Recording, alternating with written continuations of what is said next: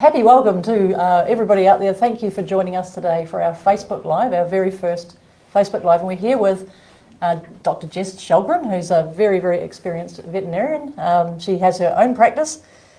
She has a wealth of experience in mastitis. She ran one of the Cornell milk quality laboratories. She's been the Fonterra on-farm technical vet and has her own, of course, very, very lucky clients who she's still their veterinarian for. So thank you, Jess, for coming in today. From our side here at Farm Medics, Jess is a great help, but what we have noticed over time with our clients out there who are started their journey with either on-farm testing with fresh cow, dry cow or checkup, or who have herd screened with us, that there's a lot of questions that then come from that, from where perhaps testing wasn't done before, and now they have information. And it's just dealing with that information and in conjunction with their own veterinarians and how that all fits together. So we have a few questions here, but perhaps Jess, you could just sort of comment first on how farmers could perhaps use their own veterinarians in this pieces of the puzzle for their mastitis pictures. So having information about what infections cows have and what infection the herd has, what infections the herd has, is a really, really valuable tool for you and for your vet to determine the best ways to prevent mastitis and control mastitis, and also then to treat it if it needs treating. It also gives you information about how to treat clinical cases and what strategies you might want to use at dry off. So as a vet, if you're a vet for a farmer, would you expect these questions to be every time they have a case of mastitis, or would there be something that the vet could do to help the farmer, you know, sort of going forward once they know that they are doing their own testing? Well, if they're doing their own testing and we get a good picture of what's happening on farm, I do this a lot for my clients, is I develop protocols. So basically, if a cow has this type of mastitis and she has this pathogen, these are the treatments we do, if it's a cow or if it's a heifer. So we have basically it's a protocol sheet. So, and it's not even that complicated to do. So, and you can amend the protocols as needed. So if one protocol is not working, you can change it to a different one. That sounds like a great idea. So for all you guys out there that are testing, your veterinarian can help you with a protocol. So that would be something that you'd have a discussion with them, let them know that you are testing, let them know how you're testing, I guess, because they'll probably be like, what are you doing? And that way they can give you some really good guidance on treatments. We've got a lot of questions here about treatments. So today we're going to run through, we put the questions in sort of groups. So first of all, there's some treatment questions, so treatment-based questions. We have some really great questions on immunity and calf milk, and also a lot of questions on Staph aureus. So that's probably going to be quite topical. So what we'll do is just run through some of the questions first. And sort of as we go. So if you have got some live comments or questions, you can send them through, but we have asked in advance for the questions, so we'll go through these ones first, and if we have some time at the end, we'll address them. So there's a lot of commonalities as well among the questions, which is interesting. So I've got a question here from Sarah. Cows who have a chronic strep infection, so they haven't lowered their somatic cell count after dry cow, are they still contagious? Typically, strep isn't contagious, although there are certain types of strep Uberises that are contagious. Strep is usually an environmental infection, so what we normally do with strep is if they still have it after dry cow, it's more than likely one of two things. Either the dry cow failed to treat it, or she developed a new infection over the dry period when the dry cow wore out or at calving, which is really common, unfortunately. Okay. So what would your advice be in that case if they know that it is strep again, if they've done a culture? You would probably recommend I'd recommend treating it under whatever protocol your vet's provided, okay. You know. Great. So I know they did some research with this in Australia. Jacob Malmo did some, where they actually PCR typed the different strep infections and found out it wasn't always a no cure. In fact, as Jess said, that a lot of these infections were different DNA, so they were a new infection that had been acquired. So, but that's a great question. Thank you, Sarah. One I've got from Joseph. When should I use anti-inflammatories? I like that question because my advice is to always use anti-inflammatories with any kind of mastitis. We don't have any idea how painful it is in cows, but we do know that some of the research studies that have been done, particularly one in New Zealand where meloxicam or Metacam was used in mastitis cases, we didn't have any improved cure rates, we didn't have any lower cell counts, but what we did have is we had cows staying in the herd longer, which meant that they were getting back in calf. So we do know that there's there's an inflammatory process that cows go through when they have mastitis. And I advise to treat every cow with mastitis with anti-inflammatory, whether you're going to use a long-acting one with a withholding, which would be something in the meloxicam family, or you're going to use one that has a shorter withholding, like a ketoprofen. But I always recommend it. That's great, yeah. I guess the cow's not going to tell you she has a headache, right?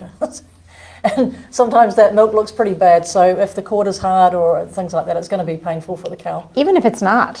One of the things about cows is they're prey animals, so they're not going to show pain when they're painful.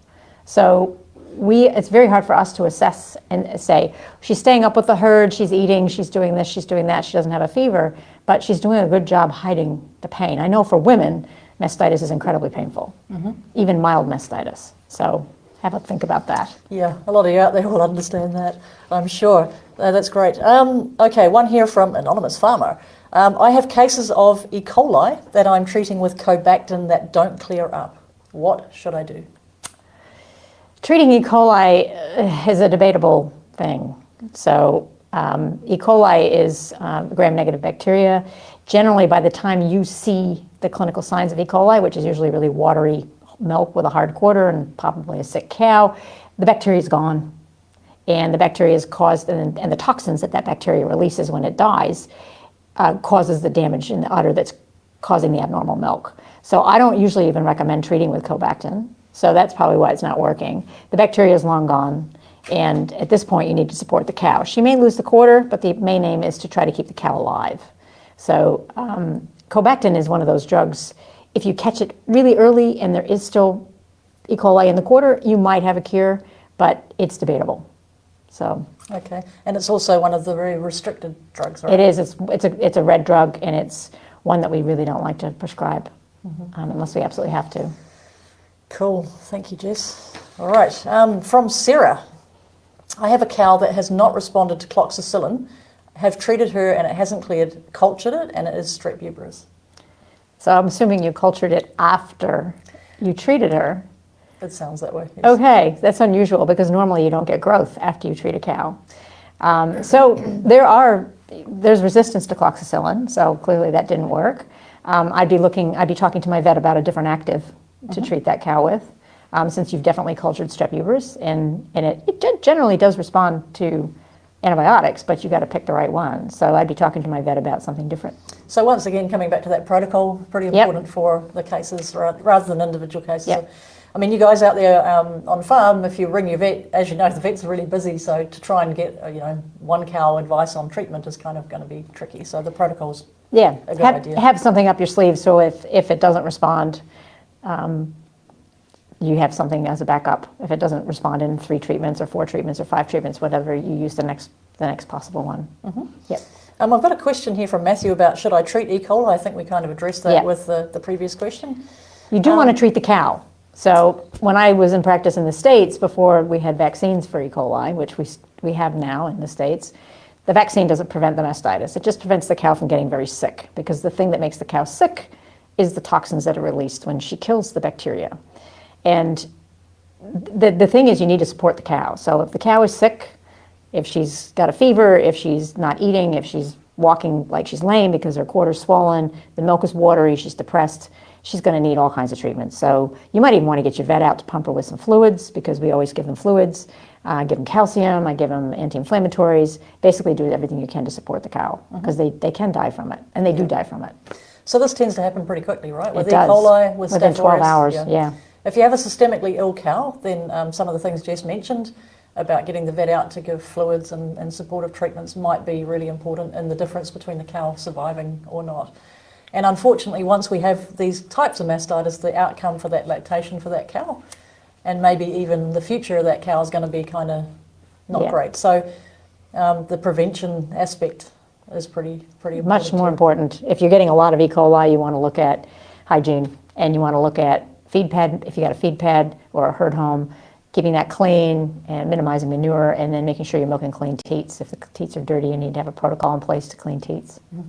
And tails, of course. And of course, Tails. So right now we are getting a lot of helpline photographs of E. coli, and this is, something to do with the mating behaviour, the shenanigans that the cows are getting up to, as well as the cows being kind of a bit run down from being chased around a lot, I believe. There's a lot of activity around mating time. So you probably, we're seeing a lot on the helpline. Don't feel alone if you're getting some of those. One here from Jamie. Should we treat subclinical strep uberis? This has been found on high somatic cell count cows from herd test and then testing with checkup. That's a good question, because the general recommendation is not to treat subclinical mastitis. However, if you've identified strep uberis, I would treat it. And I'd follow the protocol that you have in place with your vet. There you go. Yep. Great. Unless you're close to drying off, then you can dry her off with the right dry cow. Okay. Yep. So once again, the protocol for dry off surrounding what the cow's got is pretty important as well with the vet. A question here as well, do we need to treat CNS also from Jamie? I do not recommend treating CNS. Okay. CNS is not what's considered a major pathogen. Even if it does increase the cell count, generally it'll self-cure with good teat spraying and good hygiene at milking. So I don't recommend treating CNS unless it's clinical. Okay, jolly good. So from Matthew, should we treat Enterococcus? Absolutely. So as a gram-positive bacteria, usually when we see these on the helpline, we say it's an Enterococcus, but you'd consider it like a strep uberis. It's very much like a strep uberis, yes. Maybe a bit tougher? No, that's hard to say. I mean, it's environmental. The biggest thing is environmental, and I didn't see a lot of it when I was doing a lot of cultures here in my practice when I was practicing full time. But to me, the good thing about Enterococcus is probably less contagious, because strep uberis can be contagious, not to confuse things, but generally isn't. But Enterococcus is strictly environmental. It's found in poop. Yeah. Yeah. So once again, all that poop. Control your environment. From Yvonne, this is quite a complex question. I might come back to this one. From Emma. If a cow is sick and I treat with Penclox, then find out from my checkup she has our E. coli, what should I do? In this case, she couldn't get up by herself in the morning. Like I said before about E. coli, you don't need to give her the Penclox. So you didn't do any harm, but she didn't need the Penclox. Again, you might get your vet out to treat her with fluids and calcium and anti-inflammatories and support that cow, and definitely, try to save her. Okay. Yeah. Great. Yeah. One from Brett. What is the best treatment for fungus? So they've cultured fungus. That's been seen on our helpline. The cow looks well in herself, but has all but dried off. There's no treatment for fungus, unfortunately. And we can hope, if she's dried off, that you can do a dry cow treatment on her and that she will self-cure. The dry cow treatment is more to deal with anything else that might be in there. But we often see fungal or yeast infections in cattle. I usually introduce iatrogenically, which means that they get them from us putting tubes in them, whether it's at dry off or during lactation. So again, that's getting on hygiene of how you treat cows in the quarter. It's not that common, but we do see it, particularly at calving from dry cow, probably iatrogenic at dry cow time. Yeah. So we had a wee video that we put up actually last week about iatrogenic infections, which you're welcome to watch. But Jess, like in terms of treatment, just to go over, what's important when you're treating a cow? Clean, clean, clean, clean, clean, clean, clean, clean. Clean like you would put the teat in your mouth, and that clean, and making sure that you don't put the tube all the way in. You only want to put it in as far as you need to get the treatment in, and then good teat spray afterwards, or teat dip afterwards to make sure that it's disinfected. Yeah, and of course, record, separate, and treat. Yeah. So alcohol wipes, of course, before putting the tube. Yeah. And if the cow's really, really dirty, you can clean it with paper towels and then do the cleaning with the alcohol preps. Yeah. For sure. So very important. We can use teat spray, of course, to help before treatment, because we're not going to be putting the cow into supply. So yeah. So they're all great things, yeah. So it often is said to me, like, I'm using an antibiotic, I don't need to clean the cow because this kills everything, right? Not fungus. Not fungus. And yeast is a fungus too. So we can introduce, and prototheca, some really nasty bugs in by not cleaning. No, that's all great stuff. Yeah. Okay, from Kat, is treating a Serratia strep mix a waste of penicillin? More than likely, unless it's in separate quarters. So if you have Serratia in one quarter and Strep in the other quarter, you could treat the Strep quarter and you probably have pretty good success. You're not going to have great success treating Serratia. Serratia sits in the same family as E. coli. It's a coliform, and nothing really works on it. And they become chronic, and they don't usually cure. So the Serratia is likely to become chronic, whereas the E. coli is likely to self-cure, right? That's the difference between the two. Yeah. E. coli can become chronic as well. Yeah. Yeah, that's, I think, what Yes. our farmer before was saying. Yes, yeah. Okay, so if you're not treating and it's not going away and the cow's well in herself, then it's going to be a chronic infection. Yeah, and she'll have a high cell count most likely for the duration. Yeah, we have had farmers that have treated and the cow's like gone back into supply and then kind of rebounded. Yeah. That's what you'd expect. They relapse. The same with Klebsiella. They'll do the same. Yep. Okay. Yep. Very good. And that's the next question. What can I treat Klebsiella with? So the same thing. There's no It's treatment kind really. of like not going to work. Okay. So I that's mean, unfortunate. people try things like we have Cobactin here, and people try it, but it generally won't cure it. And again, they can be acute infections like E. coli, but they can also be chronic. The good thing is they're not that contagious. Right. So they're more environmental. So they don't tend to spread cow to cow real well, Yeah. but they do spread a little bit.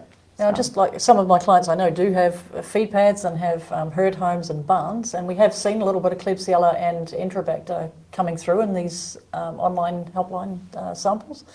So what's your best suggestion for how they can perhaps manage those, or what? It's about prevention Yeah. at the end of the day. So again, hygiene, if you're in barns and you're in herd homes and the cows have dirty teats before cups on, you have to have a protocol in place to clean teats and dry teats before you put cups on. In other countries, in fact, New Zealand and Australia are like the only two countries in the world that I'm aware of that we don't do pre-milking, udder prep. It's required in most countries. So like it's teat spray or teat dip, wipe it off because you can't put the cups on with the teat spray on there because otherwise it'll get in the milk, and then you make sure the cows are clean when the cups go on, and dry. Okay. So it's more about managing a lot of and watch your mastitis, isn't it? hygiene. Yeah, watch your hygiene too. Like if your tails are dirty, your stalls are dirty, if you've got a barn, if your pack is dirty, and if you're seeing lots and lots more cases seem to be compounding, you got to look and see where's the breakdown. So what's going on? So there's a lot of common things here around the prevention of like E. coli, of Strep Uberis, of Serratia, around environment and things that maybe we can do. So some of those, I think we have to remember too that when we're treating mastitis, there's a lot of time involved in all this marking, recording, separating, running a separate herd, grazing them separately, and then days of treatments, right? And milk down the drain, and the cost of the drugs, they're not cheap. Yeah. Yeah. Yeah. So, okay, so prevention's where we're kind of at. From Brett, I have treated a cow and she isn't clearing up. The test result is CNS. Why won't it clear up? She's been in the colostrum mob now for 2 weeks. She has no other issues. She's 8, a high producer, big udder, but the ligaments are letting go. Not sure that that's related to why she has. Is that the only bug that she has? And if it was sampled after he started treatment, he may have cured the initial bug, and then the CNS is just there. So, however, I would be having a conversation with my vet and saying, this is the information I've got. Yeah. This is what I've been using. It isn't clearing up. You might want to try something different. Try a different medication. If it's truly a CNS, it could be something else as well. For sure. Yeah. Okay. Yeah. Good. From Nick, should I treat a no growth? Sometimes my cows are clinically, like they have clinical mastitis, I culture it. So culture with checkup and nothing has grown. I would say in that instance, no, because the cow has probably cured herself. So you're putting drugs in her is actually not going to do anything. However, her milk could still be abnormal because her body has reacted to the bug and killed it, and in the course of doing that has caused tissue damage, which is what causes the abnormal milk. So in those cases, I usually tell people to use anti-inflammatories and just monitor her, and then if it doesn't seem to improve, do another sample. Okay, great. Yeah. So often after the cow has actually had the immune response, there'll still be an elevated. There'll be an elevated cell count, and there may even be abnormal milk. Okay. Yep. Cool. But if you jump in and treat that, like, I guess they're just making their own withholding time longer. Exactly. And using drugs maybe unnecessarily, Yeah, for costing sure. more money. Costing more money. that pricks some ears up, I can tell. All right, next question. Right. Right, we've got that one. A question about dry cow therapy. So for most people, we're kind of through that part. We're now into it. But just the blanket versus selective. Here's a question from Andrew. I am very worried about using selective dry cow. Will using just Teat seal kill cows? How long can we use blanket dry cow for? I'm not the person to ask that question. Because as far as I know, as long as it's justified, you'll be able to use it. It has to be justified through your vet to use blanket dry cow. However, using Teat seal generally would not kill cows if it's put in properly. So the most common reasons for Teat seal to causing problems in cows is not being done sterilely. And it happens with everything, but you go to Waikato Hospital and have surgery done, and a number of people come back with infections. That's just, even though they do everything they can with sterile protocol, it still happens. But 99% of the time, or 98% of the time, when you use Teat seal and you use it properly with perfect hygiene, you shouldn't get infections. Yeah, it's actually a very good tool. We're very lucky to have it, actually. Yeah, there was some interesting work done a few years back that had really good results with Teat seal by itself. Yep. And it does actually create an immune response itself, doesn't it? Yep, it does. And it prevents bacteria from getting into the teat for longer than dry cow. So if you're using exclusively dry cow therapy and you're drying off some cows, let's say you're drying off some cows in April, if you're a spring calving herd, drying off cows in April or even late March because you have a drought or because you've got eczema on these cows or whatever, and you use a long-acting dry cow, whatever you choose, how long is that going to last? 60 days, maybe? What happens for the rest of the time until they calve in July or August? So Teat seal will stay in there, unless it doesn't, but most of the time it does, will stay in there until they calve. So there's a susceptibility window there. So I always tell people if they're going to dry cows off early, definitely use Teat seal. If they're going to dry off cows later and they don't need dry cow because they've been low cell count, no history of mastitis, and they don't have a high staph prevalence in the herd, then they can use Teat seal on those cows. That's interesting, isn't it? Yeah. So I think sometimes people think that, and I have heard it being spoken about, that dry cow therapy will prevent mastitis into lactation. What's your thoughts on that? Well, there's some evidence to show that it improves the formation of the keratin plug in the cow, which helps prevent mastitis in early lactation. And obviously, depending on when you dry off and how long the dry cow lasts. So in a lot of countries, people dry off right at the last minute. So cows are only dry for 30 to 45 days. So the dry cow has very good persistence through their dry period, whereas in New Zealand, we tend to have much longer dry periods. So I don't know that would actually happen. I know that using a combination of Teat sealant, I should say, because Teat seal is a brand, be careful with that. Teat sealant, an internal Teat sealant, and a dry cow therapy together definitely improves your early lactation mastitis, totally decreases it and decreases cell count. So is the dry cow therapy part of that combination cleaning up infections that were already there? Or Probably. Is it, yeah. It does prevent, antibiotic dry cow therapy does prevent infections in early lactation if it's given at the right time frame to persist through that part of it. But so obviously then that withholding is going to be... Yeah. You got to make sure you're holding them out. So one of the things that we do find quite common is people are putting their colostrums on once a day milking, and the withholding time doesn't seem to be being observed. Don't tell me that.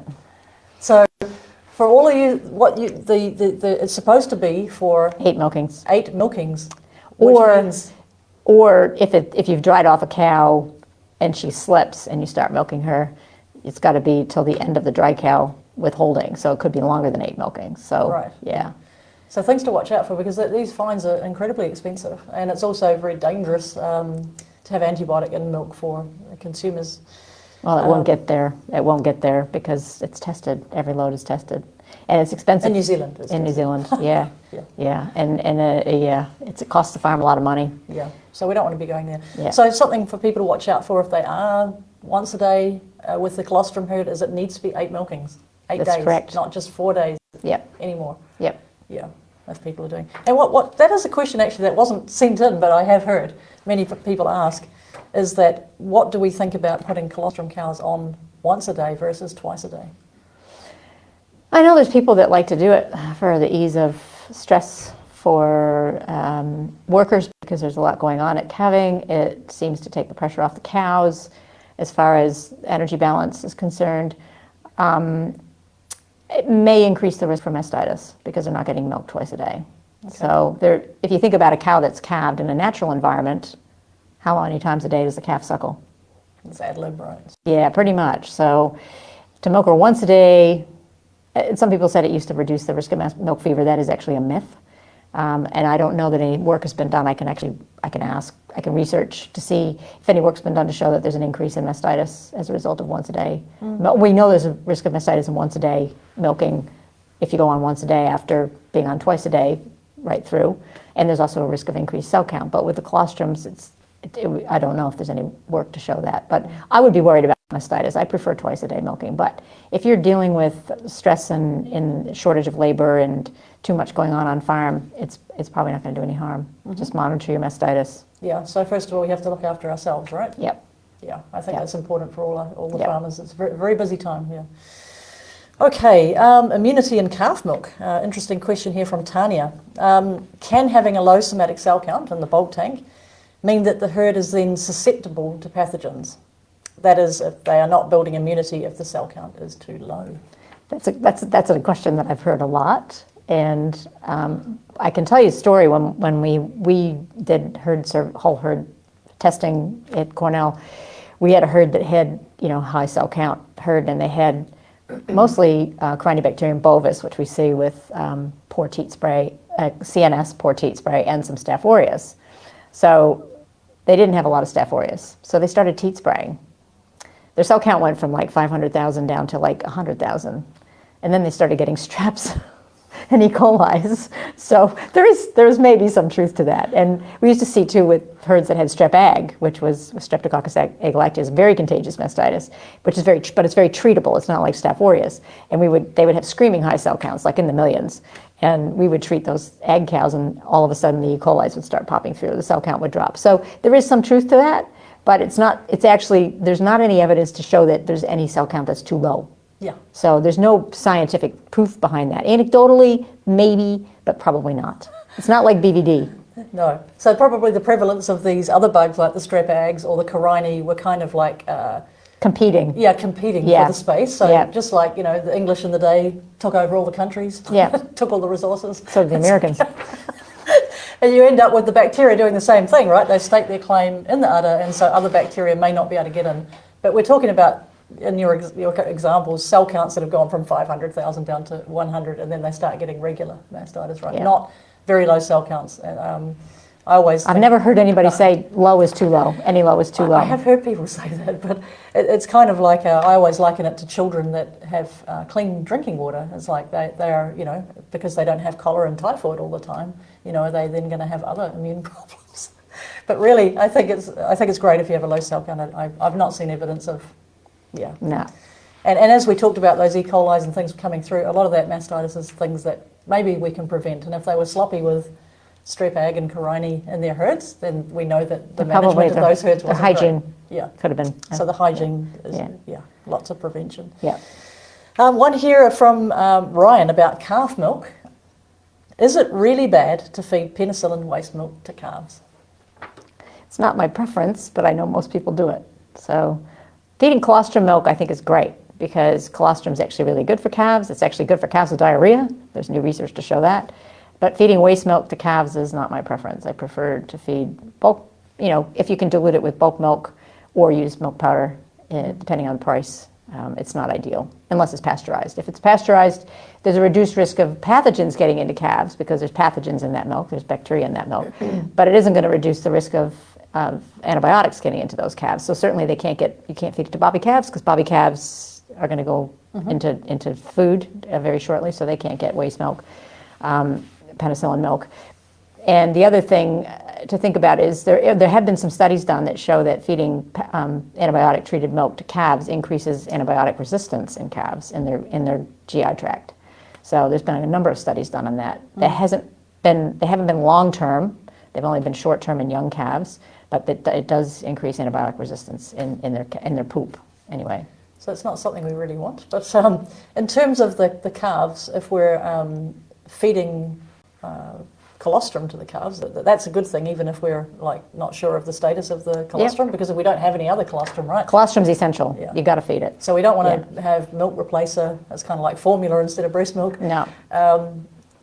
Using the colostrum that you've got, if you haven't got very much or whatever, it would be more important. Much more important. Yeah, for sure. Okay, cool.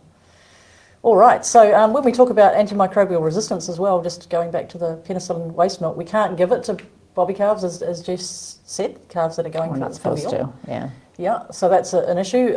So if that penicillin milk's being fed to these are our replacements, right? Future replacements. Yeah. So that's something to consider, that these cows that are going to come, future members perhaps of your herd, and if we're enabling antimicrobial resistance to be there, we might be in a situation where we've got some resistance in our farm. We don't know. The research hasn't been, there's not good research on it. But what we do know, if you have a lot of Staph aureus in your herd and you feed waste milk to calves that has Staph aureus in it, there's a possibility that calves can calve with Staph aureus. And we have seen this documented, and there's been papers to show that. Because calves will suckle on each other, they'll suckle on each other's teats, and if there's milk in their mouth that has staph in it, and they suck on each other's teats, and they can give it to each other. And also, just as an aside, we still have Mycoplasma bovis in New Zealand, even though it's nearly eradicated, and the program has just moved to Osprey from MPI. Mycoplasma bovis is spread very, very quickly through milk, and it is like the #1 means of spread from adult cows to calves. So, without pasteurization, it's the #1 way of spread. Mm-hmm. Yep. Yeah, now pasteurisation is an interesting thing because of our calving model here. Of course, we've got a lot of calves on the ground all at once, and most of the pasteurisers commercially available are quite small, which means a kind of full-time job for someone to pasteurise calf milk. But what's your take then? Like penicillin milk pasteurised is still penicillin milk. Still got penicillin in it. Yeah.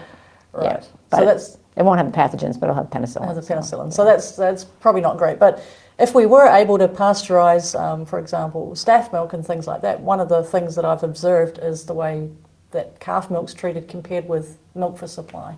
What are your comments? You got to be just as hygienic about it. I mean, one of the good examples to follow is actually the goat herds, because the goat herds all are on auto feeders, and they use milk powder. Some of them use milk out of the vat, but most of them use milk powder. And those automatic feeders will clog if they're not cleaned. So they have to clean them. They have to be really hygienic. And also, goat kids are way more susceptible to disease than calves. So if you're feeding goat kids milk that, if you let stuff build up in those tubes and in those vats and in all the other things, and you don't keep it clean, you're going to end up with sick kids, and they die like that. So, or Jerseys. I've got a friend that's got Jersey cows and Jersey calves, and she washes everything she feeds calves with every day. She hates the job. She's a vet. She hates that job, but she does it because she knows if she doesn't, she's going to get sick calves. Mm-hmm. So you got to be clean. Just like, you wouldn't feed your kids dirty milk, would you? No. Yeah, well, anyone who's left milk on the bench overnight it stinks. Knows how quickly it goes sour, and sometimes, when you're on farm, you can smell the calf feeder before you can see it. Yeah. You walk around the corner. So keeping that, how about like calf milk the way it's stored? I notice people often top up and top up and top up. So Same thing. Yeah. Unless you're going to acidify it, or make it into you acidify it basically, and the acidity actually kills bacteria. Mm-hmm. So yeah. So you still get bacteria growing, but the right kind, right? Better kinds, yeah. Better kinds. But it does stink, actually. It still stinks. Yeah. Okay. So some of the challenges that are there, for the people still calving. All right. Now we're moving on to the Staph aureus questions. There's quite a few. So we thought we'd group them together because the people that are asking them, some of your clients who have done a snapshot test, so we know that there's a high prevalence in the bulk tank. Others of you have been through the process of the herd screen where we've tested individual cows, each cow, and we know their infection status, and so those cows have been segregated. What I've always found interesting, Jess, is the relationship between somatic cell count and Staph aureus infection, that while a lot of cows with very high cell counts may have staph, some of those really low cell count cows don't. Correct. Any comment on that? Well, we all know that we all respond to infections differently than each other. So the most likely reason for a low cell count cow with Staph aureus infection on herd screen is that it's a new infection and her immune system hasn't yet built up antibodies to it. It also could be a very slight infection. We might have 1 or 2 colonies, so it hasn't generated a big immune response. nonetheless, it's still Staph aureus and it can still spread to other cows. So, yeah. Interesting, yeah. So with the Staph aureus, sort of things that you can do or things that you should do, I think it's something that tends to build up quite gradually. Yeah. And then it gets to a kind of tipping point where people are often shocked at how much staph they have in the herd. So what are some things that they could do to minimise the spread of staph in the herd? Probably two most important things, I think, other than segregating the cows that have staph and milking them last or bringing them back around last if you have the facilities to do that so that they don't get milked before other cows that don't have staph, is absolutely perfect post-milking teat disinfection. That is probably the most critical, so that maintains the integrity of the teats, because staph loves to colonize on cracked skin, and it also, when the cow is milked, her teats are bathed in milk, and when you take the clusters off, everything that was touching her skin was milk, and you want to disinfect that whole teat after every milking. So it's really important to do excellent post-milking teat disinfection. The other thing is liner changes. So liners, staph can spread between cows. One cow with staph gets milked, the next 6 cows that get milked with that cluster can get staph. That's why we got a teat spray. But if you have liners that are overdue being changed, they'll have microscopic cracks that you can't see in them, and those microscopic cracks will actually increase the risk of spread even further. And I know we're all really lazy about changing liners, but it's really important to calculate exactly how often you should change liners, whether it's every 2,500 uses for rubber liners, and every 5,000 uses for silicone liners. And no shortcuts. No shortcuts. Sorry. Mm-hmm. Yeah, it's not a nice job. And then the last thing is making sure that your plant is functioning properly so that you're not getting teat end damage. Teat end damage is a huge risk for Staph aureus, and over milking and anything that vacuum too high, cup slips, causing impacts, all those things can impact the spread of staph. Mm-hmm. That's some great advice, yeah. So the liner changes, we talked about 2,500 milkings. Like a lot of people, if you're changing the time that you're twice a day, once a day, things like that, it might vary. Yeah. So if you're starting the season off twice a day, then going to once a day, you probably want to look at when that's working. If you've got any questions about liner changes, please feel free to send us a message. We can help you calculate that if you're not sure. There's also on the Smart SAM website, there's a calculator you can use. There's a calculator on the Smart SAM Yeah. website too. Great. And so if you are looking to save money by not changing your liners, it'll bite you in the bum. It'll bite you in the bum. And the same with teat spraying. Sometimes I hear people using teat spray that's too dilute because they're trying to save money this season. Or stop teat spraying after Christmas. I've had that happen too. Yeah. And I use dry cow every year, and I still can't cure my staph problems. Well, if you don't teat spray, you're only doing one of the 5 things you need to do. Yeah. Okay. That's important advice. So a couple of things, like sometimes you think you might be saving some money, but it's going to come back and you're going to have problems later on. And you might say, my neighbor never does any of that stuff, and he doesn't have any problems. It's like, okay, well, let's wait, because it will catch up. It will happen. Very good. So regarding Staph aureus, let's ask some of these questions we've got here from Andrew. What is the best drug to use for Staph aureus? No drug. No drug works on Staph aureus. There's no guarantee any drug is going to work on Staph aureus. So it's a tough customer. Now, it's interesting because I read something about resistance in Staph aureus, and what's interesting is that Staph aureus, since the 60s, has been documented as being kind of resistant to antibiotic, not because of antimicrobial resistance, but because of the nature of the bacteria with its very slimy kind of cell wall. Well, it also hides, so it abscesses in udders.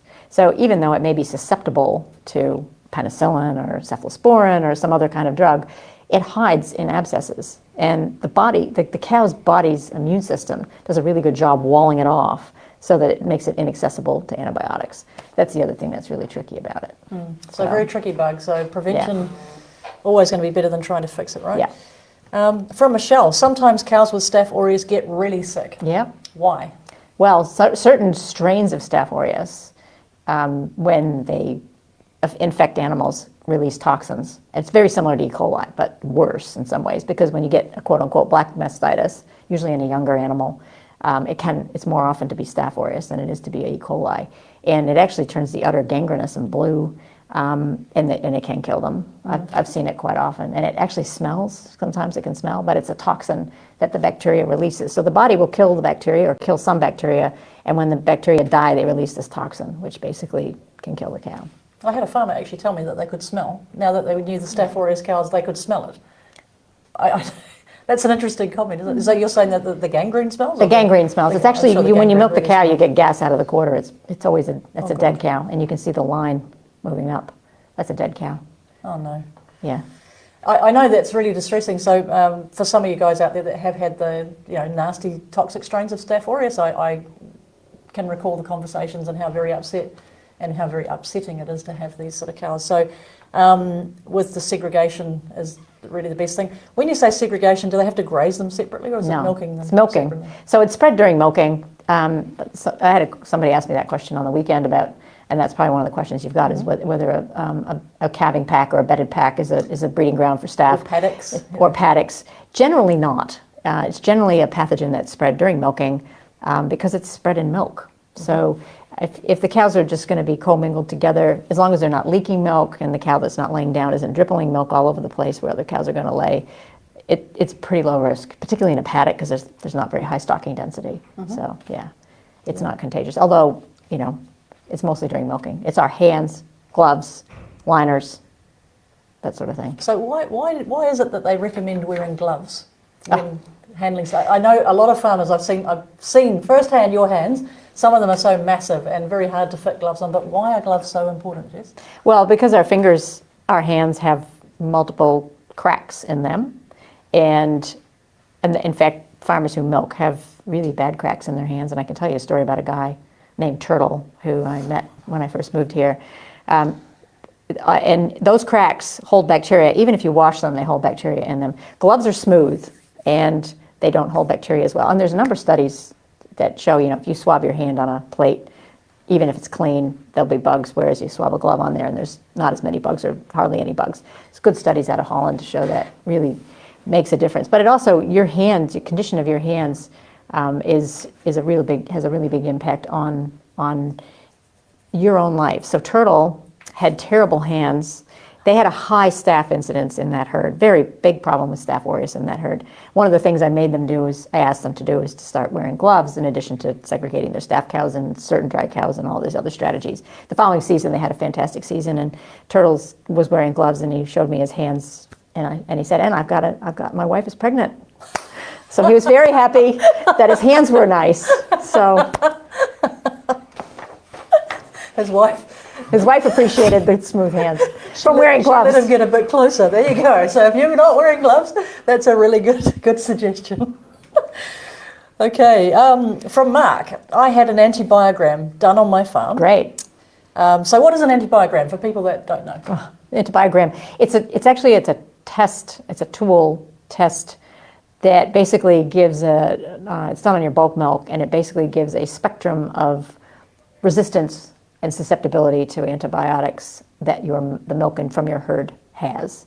It was designed to help you work with your vet to determine what the best dry cow therapy is. However, there's some of us that believe it's actually just as good for what antibiotics are best to use for treating clinical mastitis on your farm. So it's most valuable if it's used year after year after year, because you can see the changes in trends, and it's basically for you to facilitate discussing with your vet which antibiotics are going to work best in your herd when you do get mastitis, and help them develop those protocols around the So very, very tailored for treatment. And if you do see with an antibiogram that there is a resistance issue, I guess it lets you choose another drug, but does that sort of raise some flags about what might be happening as well? Well, you might be using too much of a drug, and then you want to look at why are you using too much of this drug, and then how can I prevent mastitis so that I don't have to use that much drug. Right, okay, cool. Yeah. So there's some things to think about there, but that's a little bit different from our snapshot test, right? Quite different. What's different with snapshot? Well, snapshot is basically giving you a screen of what bugs are there. Nothing about drugs, it's about bugs. So what bugs are there? So, and at what levels? So we do the same in the States. We do bulk tank milk tests, and I did some when I was in the States a couple of months ago with one of the herds I'm working with over there, and the most prevalent bug was Staph aureus, but they had a lot of other bugs as well. And they actually gave us quantities of how much. And similar with Snapshot, they tell you what the highest prevalence of which bacteria. So it gives you an idea whether or not you've got contagious mastitis like Staph or Carini, or environmental mastitis like Streps or E. coli. And that's with a view then to change procedures? Change management and look at, do I need a herd screen or do I not need a herd screen, or do I need to segregate cows? Do I need to work on my hygiene? And it also gives you, the other thing about Snapshot, which is really nice, it gives you an idea of if there's any hygiene issues with the plant. Yeah. So that does not come with the bulk tank milks that we do in the States. No. So if you guys are sitting there sort of wondering, where's a good place to start? I haven't done any testing, I'm not sure what to do, then Snapshots are like a good place for most people, with like dip your toe in the water, I like to say, without any real commitment of having to do any on-farm testing or anything like that yet, but just to get some procedures where perhaps you could tidy up and help with that kind of prevention picture. Yep. Yeah, that's great. Okay, so the antibiogram, that question from Mark, going back to that, it said he had Staph that is susceptible to pen clocks, but the cases are not clearing up. Why? Because Staph doesn't respond well to antibiotics because it hides. So about It's the a susceptibility thing, like Yeah. what this. That's when I said that, yeah. So our checkup and fresh cow, dry cow systems don't give susceptibility information. We can tell if something is incredibly resistant on the checkout product, but in terms of susceptibility and then relationship to cure in the cow. Not always, well, that's why I don't do, myself and some of the other experts in the area don't recommend doing sensitivities because it's an extra cost. A lot of the labs will do them anyway, and then some of the things that they test for sensitivity are drugs we don't even have available to us, because we have a very limited number of drugs available to us, more here than in other countries, but certainly not that many. So many of them will be, what will work on a plate isn't necessarily what's going to work in the cow, and Staph in particular is very good at hiding. E. coli is another one. It might already be gone by the time you go to treat the cow. Prototheca isn't sensitive to anything. It's an algae. So knowing what the bug is much more important than actually knowing what to treat it with, which is one of the reasons why it's so valuable. And I would not be looking at, particularly with Staph aureus, I wouldn't be looking at what's going to work, because it won't work necessarily. Most of the time it doesn't work. So Okay. there was some work done. I did some work with Scott McDougall back in 2006, 2007. We did a trial on treating Staph aureus cows in lactation with a second generation cephalosporin, spectrazole, and we found that extended therapy did have a higher cure rate than 3 treatments, but it wasn't a huge cure rate. And consequently, a number of other companies jumped on the bandwagon and did similar trials to show that extended therapy, going over, like 8 treatments or 6 treatments as opposed to 3 or 4 treatments, did increase the cure rate. But whether or not it's economically worth it, and some of the work that was done didn't show that the cure was long term. So you have to do multiple tests to be sure that a cow is free of Staph, because it hides. It's a sneaky bug. Interesting. So those duration of treatment, that's something that I have seen more, that treatments used to be sort of 3-day, and now some farmers are telling me they're treating for a very long time, some even past 6. So what would be, like if we're not doing any testing on farm, we know some of those pathogens are not going to be Staph aureus. So for the farmer that's doing extended treatments, what? Well, they only should be doing that's off-label. Most of them are off-label, and if they're doing it off-label, they need to have approval from their vet to do that. And if the cow isn't responding after 3 treatments, there's clearly something wrong. That's where I always tell people you should take a sample before you treat, stick it in the freezer, and if it doesn't improve, then get it tested, because once there's antibiotics in the cow and you go to take a milk sample, you don't usually get any growth. That's right, even with Serratia, even with some of the bugs that are tough, right? Yeah. So extended treatment isn't necessarily going to cure anything, and certainly requires special dispensation from your veterinarian, because most tubes are only labeled for 3. There's some that are labeled for 6, but you have to be careful with that. And you have to be very, very careful with your withholding. So some of the testing diagnostics can help with what the pathogens are. And then, of course, we've got Scott's bovine mastitis cure calculator, which I think is a great tool for just having an understanding of what your odds are of success in the outset. So those are all things that can be most helpful. And I guess from the testing that you do, then you can establish any patterns that you might be seeing. So we sort of transition from that being focused on treatment to kind of How do we prevent? stop? Yeah. How do we prevent? Prevention is much more economical than cure. A pound of a pound of prevention is worth a penny of cure, or the other way around. It can become expensive quite quickly, right? Yes. If we're talking about not just an ounce of prevention is worth a pound of cure. So not just the cost of the penicillin, right? It's the milk extra work discard. for the staff, the wasted milk, Yeah. and then the ongoing. And the cows that don't get in calf, or that may lose quarters, or that may have slack quarters afterwards, and be lower producers. So there's a lot of the down the road things. Yeah. Yeah. Okay, some things to think about. All right, moving right along. From Yvonne, if Staph aureus can colonise the reproductive tract, is AI with techs using the same glove, vets checking cows during metro checking, and bulls a risk to spread Staph aureus in herds? Not the kind that causes mastitis. So any time, like using a glove in the rectum for manure, you can spread. There've been studies to show that you can spread bovine leukosis virus in the States. So a lot of guys that have it. We don't have it in New Zealand, or we have very low levels of it here. They'll have people that'll change a glove every cow. For metro checking, we do disinfect the metro checker between cows, which you do that for obvious reasons, because you don't want to have the gunk on it from the cow before and various other things. And bulls are more likely to spread things like Mycoplasma bovis or Trichomonas or chlamydia than they are to be spreading Staph aureus. That would be my biggest concern in that. It's not a means of spread that we're well aware of. It doesn't tend to spread from the reproductive tract to the mammary gland. Where it can spread from is the tonsils of the calves to the mammary gland. For sucking calves, we have documented that, but we haven't documented it spreading the other way. Okay, great. From Guy, I have a Staph cow and I AI her, and she has a heifer, replacement calf. Will that calf have Staph? Only if there's a risk that it may have Staph if it gets milk from its mum. So if it suckles? Yeah. It's not pasteurized. Yeah. Okay, cool. Yeah. We talked about the calving ground. One question here from Deb, is the calving pad a breeding ground for Staph aureus? And we determined that was pretty low risk. Yeah. I've got lots of questions here about three titters, making cows three titters. Yeah. So there's one here from Richard about making a Staph cow. Is it making her a three titter? Is it risky for cross infection? Well, we get asked this question a lot, and it's true for any infection. If you're going to dry off a quarter that's is infected with a bacteria, whether it's Staph, Serratia, Klebsiella, or anything that's not going to cure a prototheca, you got to make sure the other three quarters are not infected. That's the first thing. The second thing is you got to make sure that you work with your vet on how you're going to do it. It is not legal to amputate the teat. That is full stop illegal. And if we find out about it, it's not good. But there are ways you can dry off a quarter. There's different methods, whether you're using iodine or chlorhexidine. Whatever method, it needs to be done with your veterinarian, and it needs to be done with an anti-inflammatory because it's painful.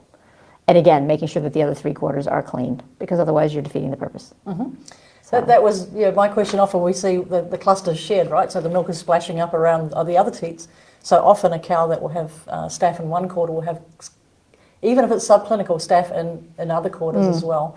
And so like Jess is saying, if we don't establish that those other three quarters are clean, then that may not be worthwhile. And if we are going to make her a three titter, we need to get our vet involved with how that's going to happen. And you need to have a good way to identify three-titted cows and rely on the fact that your staff isn't going to put cups on that teat afterwards. And sometimes even after you treat them and they dry off for the one lactation, they come back in next lactation with milk in that quarter.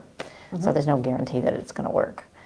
All right, so we need to be checking. So segregation might be a good option if... Probably better segregation with eventual culling is my stronger recommendation. Okay. And same question, should I cull or three titter a Serratia cow? Yeah, same answer, And same with prototheca, Yeah, there's one here from Jenny and from Dan about Serratia and prototheca. And prototheca is actually probably a higher risk as well because it's contagious, whereas Serratia isn't contagious. Prototheca is a contagious pathogen, so it does spread, not quite as quickly as Staph, but all the same principles are in play. And oftentimes more than one quarter is affected with a prototheca. That's great. Yeah. Well, thank you, Jess. I've got another question here that's just come in from Tracy. She said, do you calculate the wash as a wash as a milking when calculating liner changes? Oh, so does the wash count as one of the 2,500 milkings? No. No. So it's really that collapsing and... Yeah, no, it's actually the washing. So it is the wash, it's not the milkings. Oh, okay. So basically, well, it's the milkings, it's the use of the liners for the milkings, but it's also the washing. The washing actually perishes the rubber, So because it's you're using alkaline alkali and acid in hot water. In hot water. I mean, you need to do it because you need to disinfect them, but it is actually the washes as well as the actual activity of the liners that wears them out, that perishes them. Yeah. So if people extend the use of their liners, one of the things that I heard as well was that then the liner's not as efficient Well, at harvesting the milk. they don't notice it though, because it happens very gradually.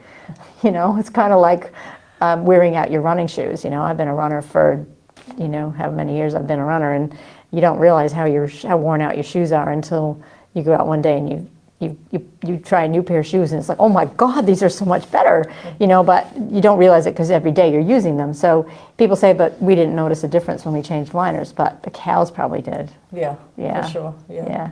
So that's all good stuff. And another question here from, so hopefully that answered that, Tracy. One from Jess. In which situations, and this is a tricky one, we know this is a tricky one, would you recommend using iodine teat spray instead of chlorhexidine?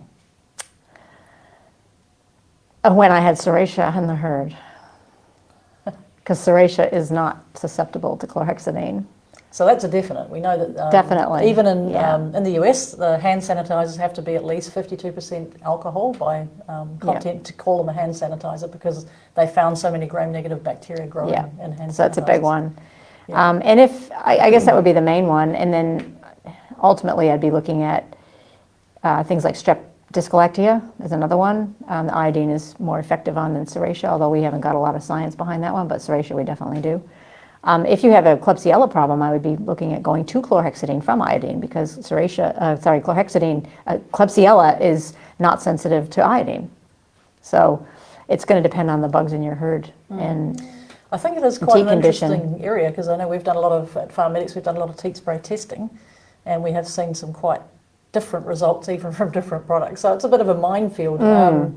But with Staph aureus, for example, we've always sort of... I recommend iodine with Staph aureus. I know the kill is effective. And the other thing about iodine, I guess, the biggest thing with iodine, the risk with iodine, is people have allergies to it.